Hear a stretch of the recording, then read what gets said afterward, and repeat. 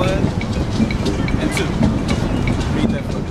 Deut 28, verse 1, does read, Now it shall come to pass, if you diligently obey the voice of Yahweh, your Elohim, to observe carefully all of his commandments which I command you today, that Yahweh your Elohim will set on high above all nations of the earth.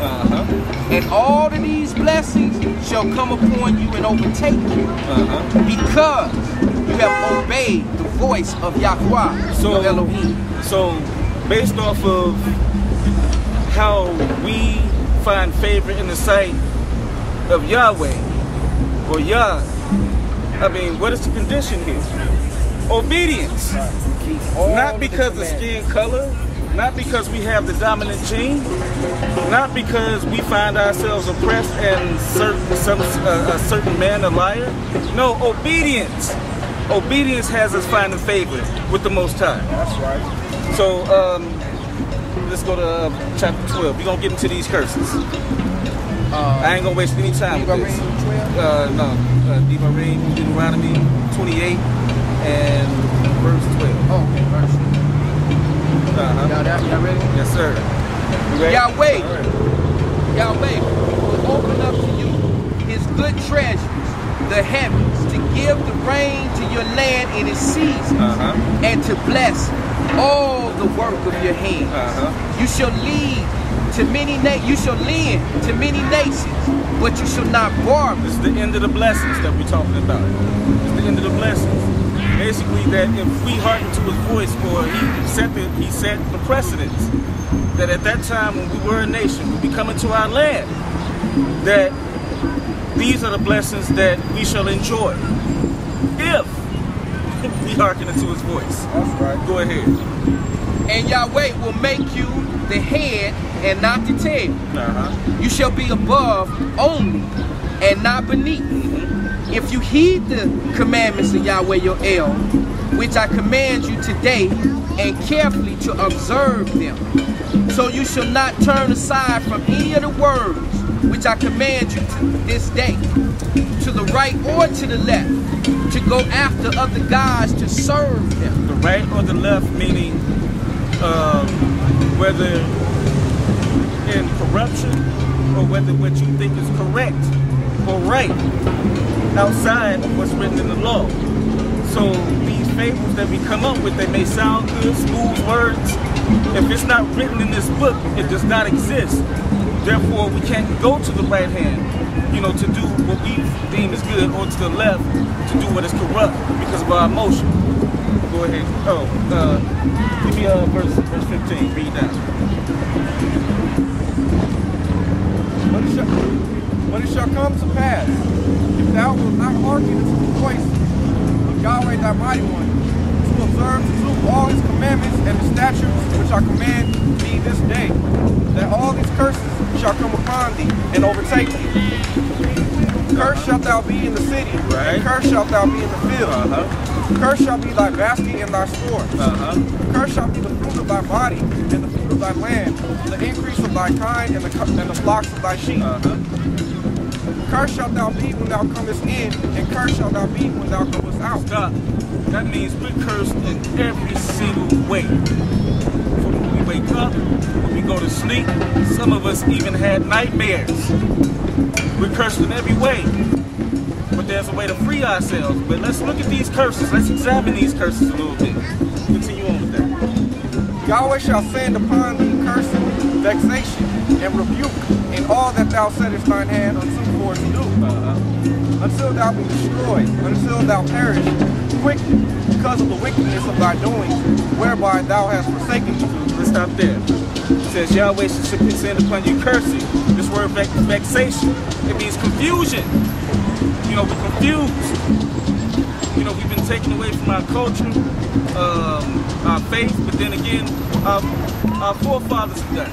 Our forefathers have done wickedly. So therefore, the confusion has come upon us. Continue with that. Yahweh shall make the pestilence cleave unto thee, until he have consumed thee from off the land, whither thou goest to possess it. Yahweh shall smite thee with consumption, and with a fever, and with an inflammation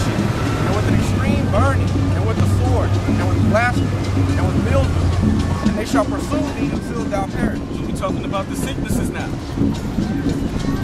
You know, we have I think what they say, we have the highest rate of disease, AIDS, hypertension. I mean, you name it, we got it. Pretty much. Pretty much the sickest, probably the sickest group out of all minorities. Go ahead. And thy heaven that is over thy head shall be brass, and the earth that is under thee shall be iron. Yahweh shall make the rain of thy land powder and dust. From heaven shall it come down upon thee until thou be destroyed. Right. Yahweh shall cause thee to be smitten before thine enemies. Thou shalt go out one way against them, and flee 7 ways before them, and shall be removed into all the kingdoms of the earth. Stop. It says all the kingdoms. So, as far as I'm concerned, there's a breakdown over there. There's a breakdown out here that puts all of us in the Western Hemisphere. Just got into the 4 quarters. You know, so that whole breakdown, and I know we don't need it for this, but I don't care, but it needs to be said. We were scattered into all kingdoms of the earth. That's right. Not just the Western Hemisphere. Continue with that. And thy carcass shall be meat unto all fowls of the air, and unto the beasts of the earth, and no man shall fray them away. Yahweh will smite thee with the botch of Egypt, and with the emeralds, and with the scab, and with the itch, whereof thou canst not be healed. Let's stop. I mean, we got diseases like that out here today. AIDS, herpes. You know, we are afflicted with these today. This book ain't lying. But that being said, Brother Daniel has a breakdown of the next couple of verses in Deuteronomy 28. So if you can. All right, praise God. Yeah, I just pretty much want to focus on. I want to drill down on Deuteronomy 28, verse 28. Go ahead, read. Yeah. Yahweh shall smite thee with madness and blindness and astonishment of heart, and thou shalt grope at noonday, as the blind gropeth in darkness, and thou shalt not prosper in thy ways. Now notice how it says the Most High will smite us with madness and blindness. All right, many of us are still under that. All right, just because you got people who say they're in this truth and that they have truth or teachers of truth, but they're still under the curse of madness and blindness. Brother, I mean, give me the definition, the Hebrew definition for madness. Madness is craziness, furiously madness. Now this is a curse. Read that again. It's craziness and furiously madness. Now, craziness and furious madness. All right, there's brothers. That's an emotion. Yeah, there's brothers who are being emotional. This is a curse here. This is a blessing. All right, now what's the other one? Blindness. Give me a definition for blindness. That's from the Webster Dictionary. Blindness, want of bodily sight, want of intellectual discernment, ignorance. That's right. Read that again. Want of bodily sight, want of intellectual discernment, ignorance. Many of us still do not have intellectual discernment. Whether we're still in the Christian church or whether we know that we're Israel.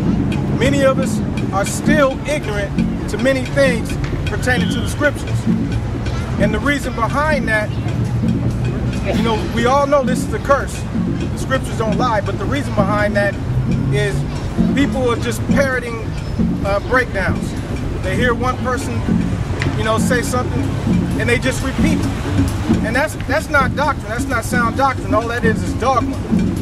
You know, and we've been cursed with this from day one. And many of us are still under this curse. And what's the rest of it? Yahweh shall smite thee with madness and blindness and astonishment of heart. And thou shalt grope at noonday as the blind gropeth in darkness.